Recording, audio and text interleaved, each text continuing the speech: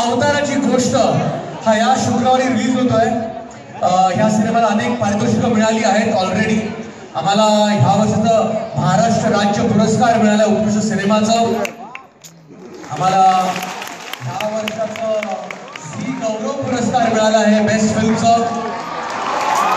आणि आमच्याबरोबर आमची अख्खी टीम आहे तिकडे, त्यांची ओळख आता करून दिलीच आहे। आमचे लेखक दिग्दर्शक नितीन दीक्षित तेथे नाही आहेत। नितीन दीक्षित हे आमचे लेखक आणि दिग्दर्शक आहेत, ज्यांनी हा सिनेमा लिहिला सुद्धा आहे। त्यांची ओळख म्हणजे आत्ताच एक मराठी सिनेमा ऑस्करला सिलेक्ट झालाय ठग नावाचा, त्याचे नितीन दीक्षित लेखक आणि त्यांनीच हा सिनेमा लिहिलाय, दिग्दर्शन केलंय। त्यांचं दिग्दर्शन म्हणून पदार्पण आहे आणि खूप सुंदर सिनेमा झालाय, निखळ मनोरंजन करणारा सिनेमा आहे। मी माझे दोन छोटे सुपरस्टार्सना विनंती करतो त्यांनी पुढे यावं।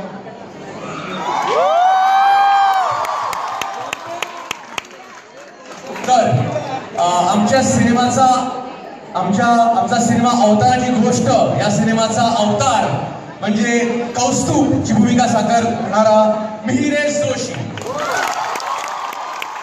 तर त्याला वाटत असेल की तो अवतार आहे या सिनेमात।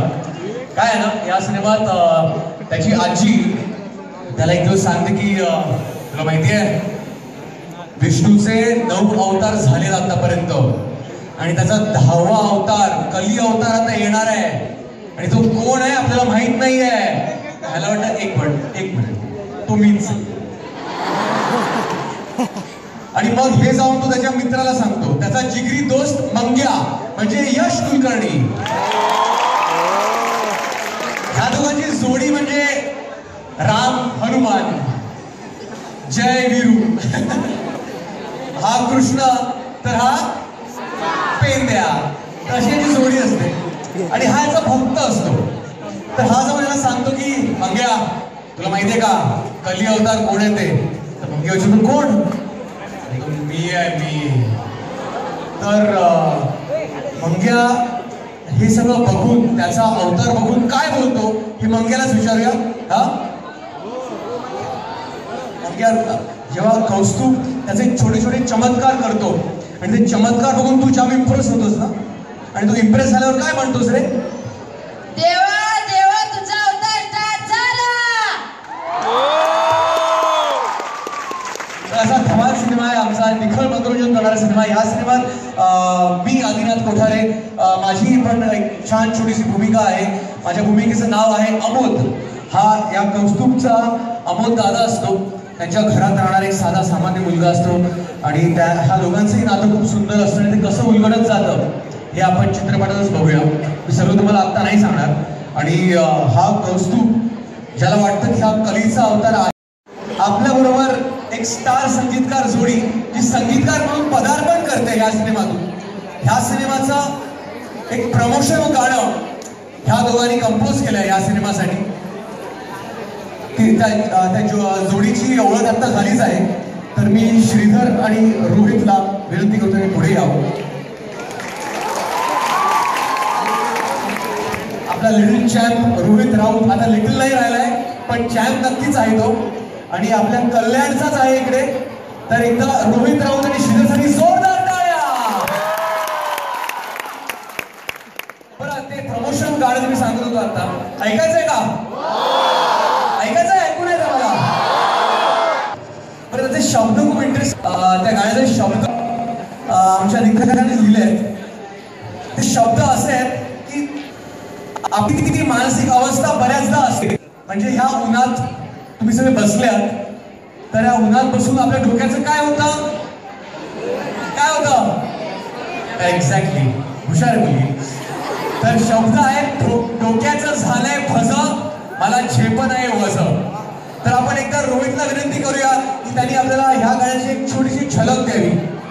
करूया ना? अरे काय कल्याणचं नाव बुडवताय? आवाज कुठे गेला कल्याणचा? मला सकाळी भाकरी खाऊन आला नाही वाटतं तुम्ही. जोरात आला पाहिजे आवाज. कसं काय कल्याण? बरोबर. मी रोहित शामराव. मी श्रीधर मेनन. आम्ही या फिल्मचं एक प्रमोशनल गाणं कंपोज केलं ॲज अ रोहित श्रीधर. आम्ही आमची पहिलीच फिल्म आहे as a music director. So जेवढं सिंगर म्हणून माझ्यावर तुम्ही प्रेम ठेवलं तेवढंच ॲज अ म्युझिक डायरेक्टर म्हणून पण ठेवा आणि तुम्ही नक्की ठेवा याची अपेक्षा नाही, मला खात्री आहे. तर ते गाणं ऐकायचंय का? नक्की? आवाज कमी आहे तरी कमी आहे. चलो आता हे आपली दोन छोटी ना डान्स करणार त्या गाण्यावर. बीर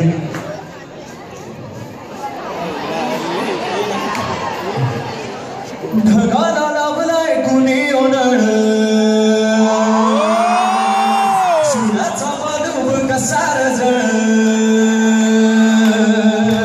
ढगाला लावलाय कुणी ओनळ, सूर्याचा बालूब कसा रजळ. धावणाऱ्या पाण्याचा वळणाऱ्या वाऱ्याचा चाकांचा दिसला वळ. डोक्याचं झालंय भज, मला झेपण आहे वज. डोक्याचं झालंय भज, मला झेपण आहे वज. डोक्याचं झालंय भज, मला झेपण आहे वज. डोक्याचं झालंय भज, मला झेपण आहे वज. डोक्याचं झालंय भज, मला झेपण आहे वज. थँक्यू. तर 26 डिसेंबरला ह्या शुक्रवारी म्हणजे परवा हा सिनेमा जाऊन बघणार ना? मला ऐकू येत नाहीये. कुठला सिनेमा? मला काहीच ऐकू नाही आलं. शाबास.